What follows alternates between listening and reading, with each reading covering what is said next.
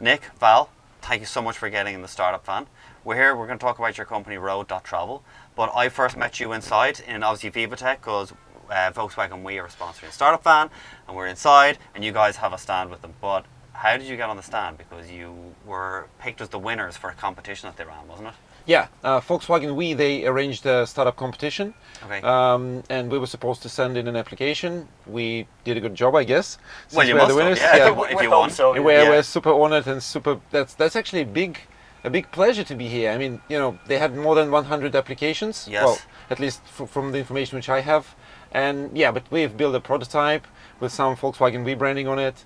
We made a nice presentation, and I guess that, well, I hope that we had a vision which was kind of looking in the same way which Volkswagen is looking at. Okay. So that was how we got here. And yeah, we got invited and we got the booth. And you got the booth, because obviously anyone comes onto the booth, they'll see you guys. So how did you two come up with the idea for this company? Actually, we started 2015 originally. Well, yeah, officially. Officially in 2015, and we started the Road.travel 1 year ago as a separate project on top of our main travel platform. Because I was looking at it inside with both of you, and this is where I was trying to get my head around. Right, I can just go here, one company, and it would just organise everything for me, from booking flights, booking accommodation, most importantly booking a car, and also planning my route. I thought that was the one thing that really got me. So tell me a little bit more about planning the route, how you worked. So we started with the general problem of planning trips. So we decided that we would like to aggregate data and information and bookable functionality from different websites which we were using anyways, but just within a single interface. So that was back in 2015 when we started the company. We started building this platform for planning trips in general. And then last year we realized that we are probably the first online trip planning platform who actually facilitates booking for road trips specifically. So the route planning part became a core of the service. And we started Road.travel as a separate project on top of the platform which we have created, and then we started looking for ways to collaborate with automotive companies, because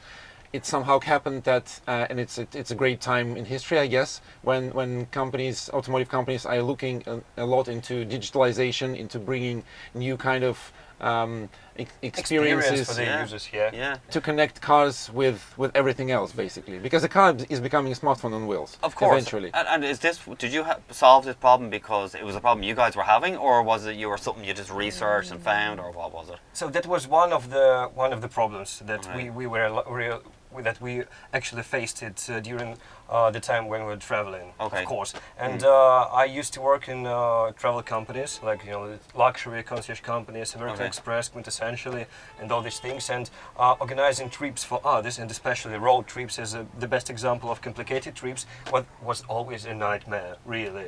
Really. And so we were trying to find the way to solve this problem. So it was both, our problem, and we realized that it is important for the market. Best companies always kind of come from when you come across the problem yourself, isn't it? You're trying to solve it yourself, and then you're kind of like, oh my God, this is actually a problem that others are having. My first road trip was in 2011, I guess, so quite a lot of time ago. And how we originally did that.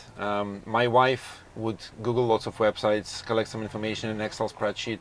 It would take usually a couple of weeks. Then she'd send me the information, and I would have to go through it and use Google Maps to calculate the directions and how much time it takes from point to point. It was just for a holiday. Seriously. Jeez, it sounds like work. It's like exactly. You're spending a month preparing for a 1 week trip, and then because you need to stay if you're traveling while driving. If you're traveling by car, you're staying at different hotels.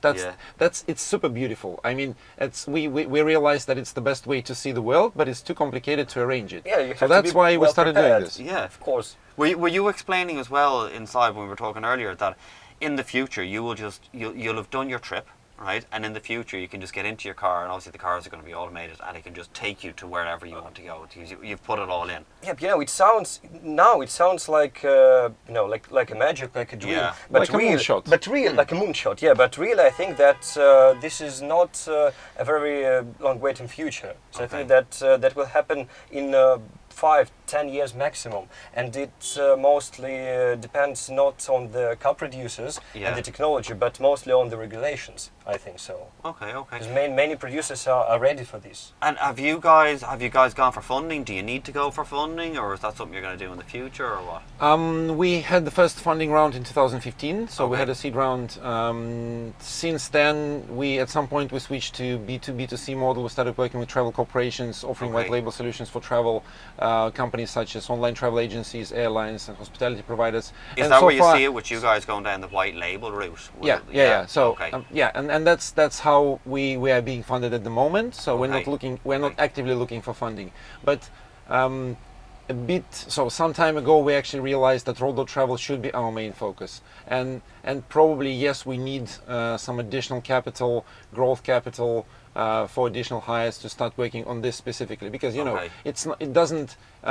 what we are doing for the project doesn't unfortunately always go along with what we want to do. Yeah. So but we kind of find our ways to do that. Well, listen, best of luck with it, right? Because I know it's not something that's easy whenever you start a company, and especially if you're going down the route of everyone using this, you need to put a lot of money into marketing as well, won't you? It's not, like, that's what you'll need. Absolutely, most of yeah. the funding for. That's the reason why we actually switched from B2B to doing from B2C, to doing these white label solutions, because in that case we didn't have our own distribution, and we needed big partnerships, companies, well-established companies with access to the audience, with access to big distribution, to test, to validate the market, to validate the product, to keep improving the platform while keeping the intellectual property. Of course, and at some point make a really nice, shiny B2C product.